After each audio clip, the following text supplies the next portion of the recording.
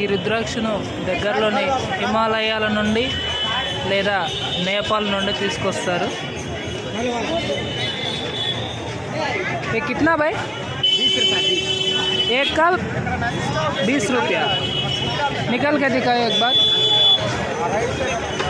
ఇవి చూడండి, ఇవి ఒరిజినలా కాదా మనకు తెలిసిపోతుంది. ఇది ఒక కాయ, దాని నుండి రుద్రాక్షను తీసి మనకు ఇస్తారు. ఇది ఒకటి 20 రూపాయలు అని చెప్తున్నారు. మంచి సామాన్, నేపాల్ వాళ్ళ, కాఠ్మండూ నేపాల్. ఏ ఒరిజినల్ అయినా